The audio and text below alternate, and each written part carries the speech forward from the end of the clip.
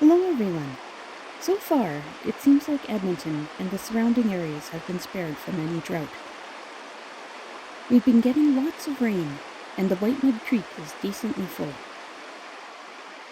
Full enough to have washed this deck chair to this spot.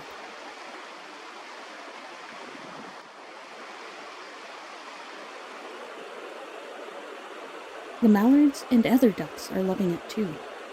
This might be the same mallard that I watched a couple of years ago, the one that I thought was a bachelor until I saw his mate. So I presume this one has his mate hidden away in the grasses, leaving him to be the flashy decoy for any predators.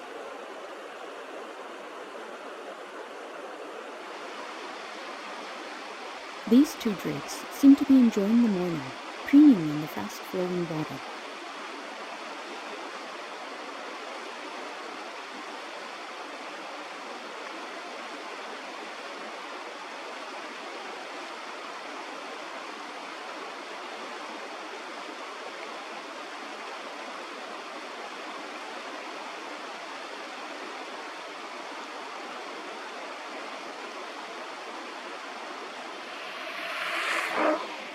That was the cyclist whizzing by on the bike path behind me. I am fairly sure these are lesser Scott ducks.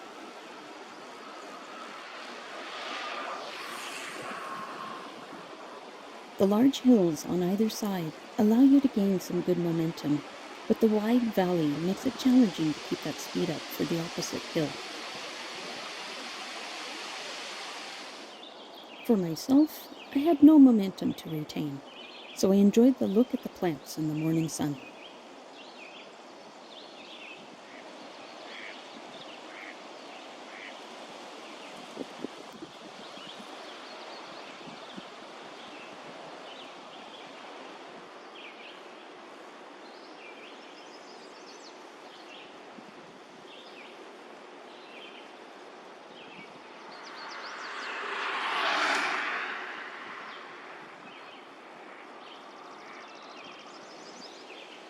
I watched the cyclist climb the hill.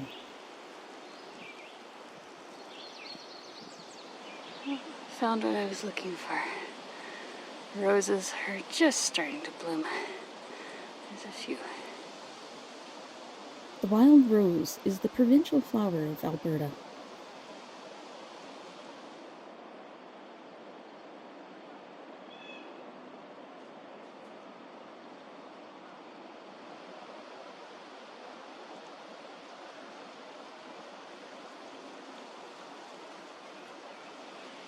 Not to be outdone, these chokecherry flowers were finished, but they still looked attractive in the light.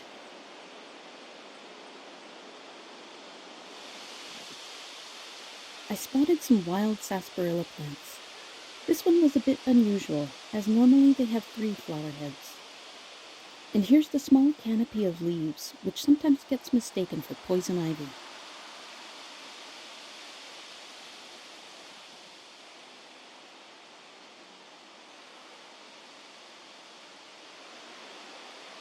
Wild roses grow along this path as well.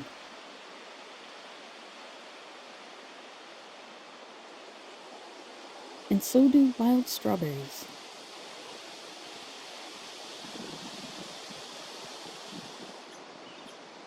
I visited my favorite lookout point. This time, my walk out there was a little bit startling, not just for me. Just as a side note, I heard something fairly large crashing in the bushes over there. It sounded maybe deer-sized. Could be wrong on that. Of course, it could be moose. But I didn't see them after that. The squirrel alarm was still going off, even though the culprit was long gone.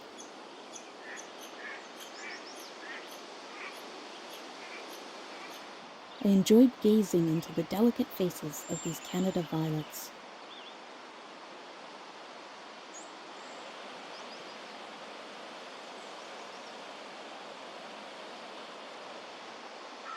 This starry Solomon seal strangely only had 1 starry flower. I'm seeing signs that deer ran through here. Ground's a little disturbed. Steps look long and heavy, of course, in the dirt.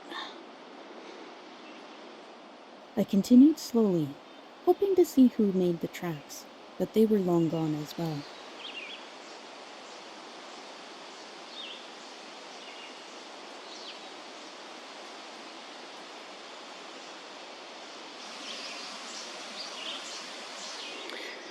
Been a lot of wind recently. I think a few trees have come down. This looks old though.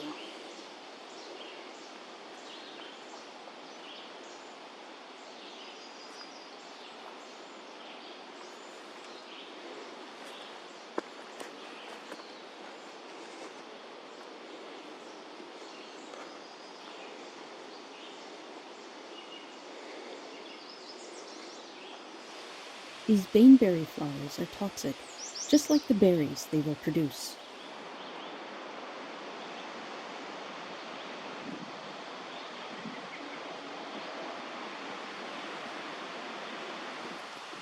The flickering light gave the feel of a time lapse.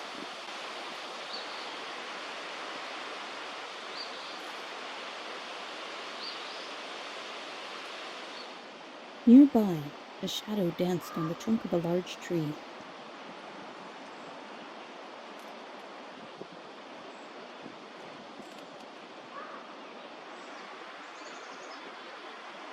A female common goldeneye swam away, keeping a cautious eye on me as she went.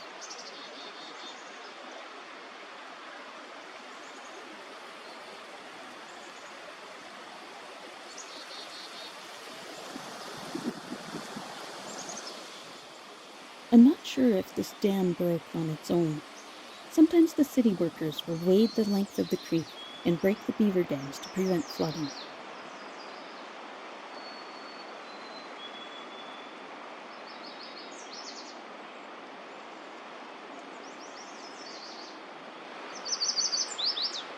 A yellow warbler sang, but was too quick to catch on film.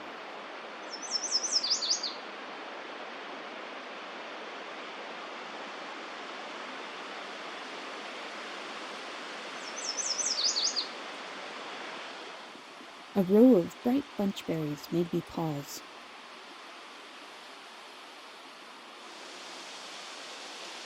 Horsetails grow well in this moist area.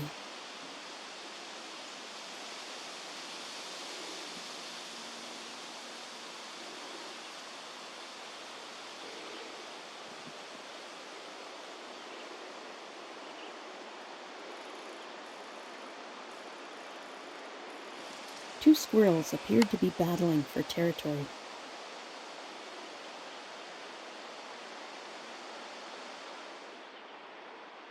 Even though there were lots of bugs out, I wasn't getting bit. I'm sure things have changed since I filmed this.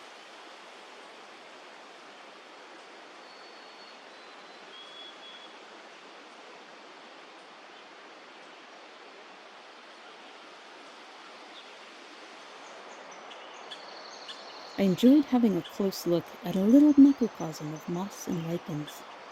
There's a couple of tiny pine trees sprouting too.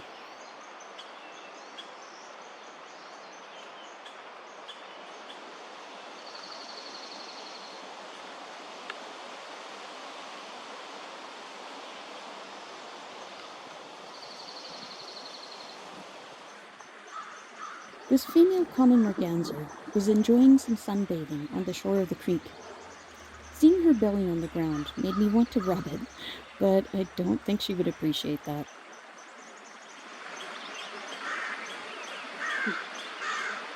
Frustrating garbage. No way I could do anything about that. This crow caught my eye, especially with the classic coloring.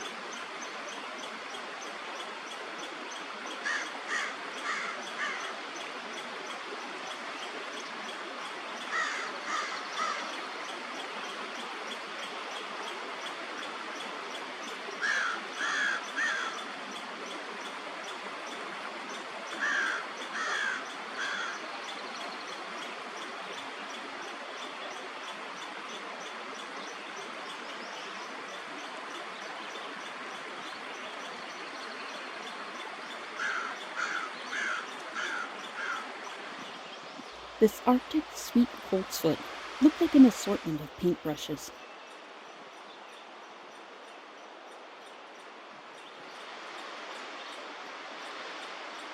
The fungi on this tree looked attractive with the white edges. And on the same tree, I spotted a cluster of orange ones.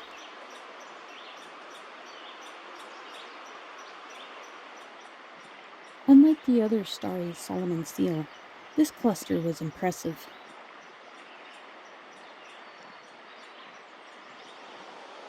I admired the pattern of these fern leaves.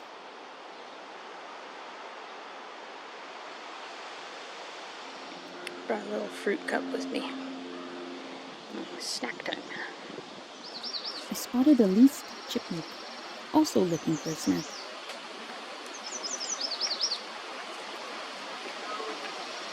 These tiny rodents are cute, but the stripes somehow remind me of a garter snake, especially when you just see their long body.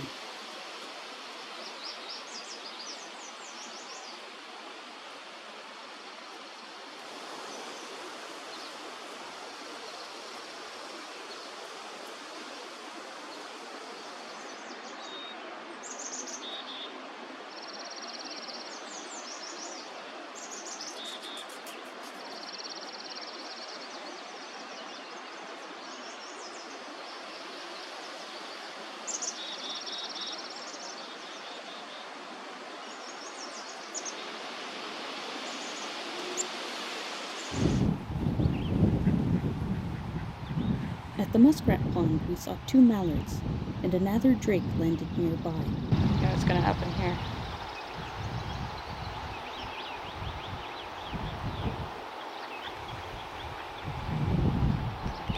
There's another male just landed in the pond. I was sure the new male had his eyes on the female.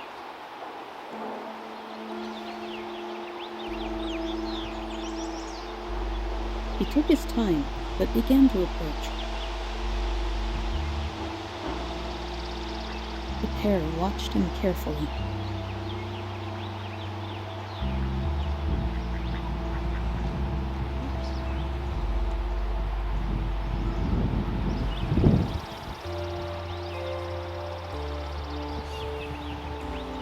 Yeah, there's gonna be a fight. The invading male swam by and pursued the female.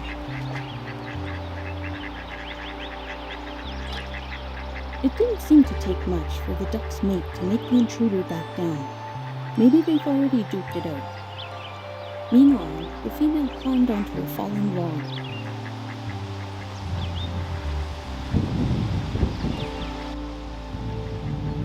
Her mate swam by, standing guard in case the intruder lunged at her again.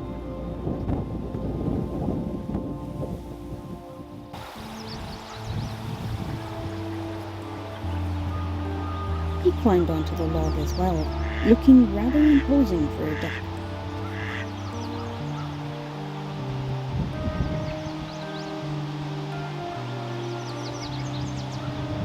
The intruder moved forward again.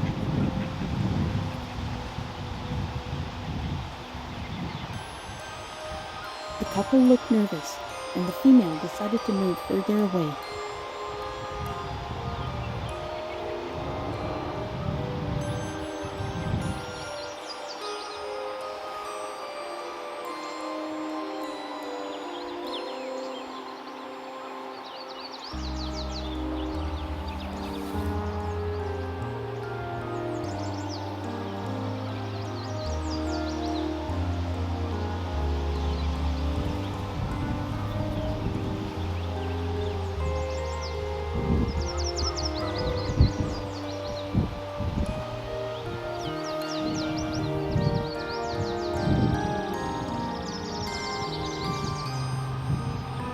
She hopped back into the water, and that spurred the intruder back into action.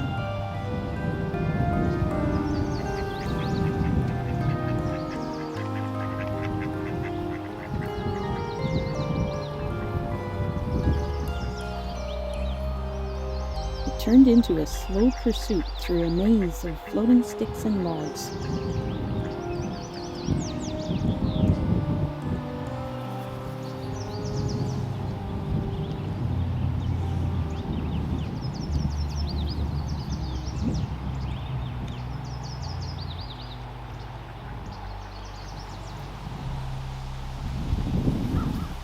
like the drake won't be shaking up this couple anytime soon.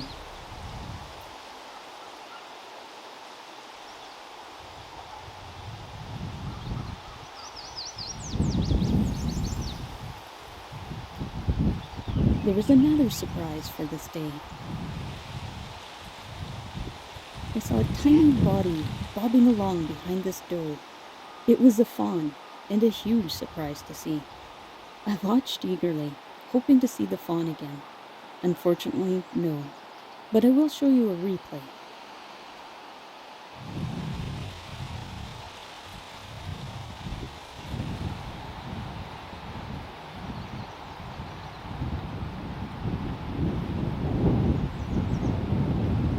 So, came up here, came around the trail, hoping that maybe I'd see them again, but no. Came up here too, thinking I'd have a nice view, but there's so much vegetation, I don't think we'd ever see them. So, no, I think that'll be our only sighting of them. We enjoyed the view from the lookout point for a few more minutes.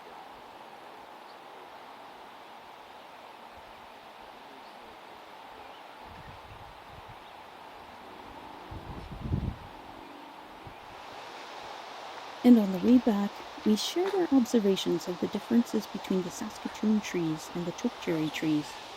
Until the berries come out, it can be tough knowing which is which.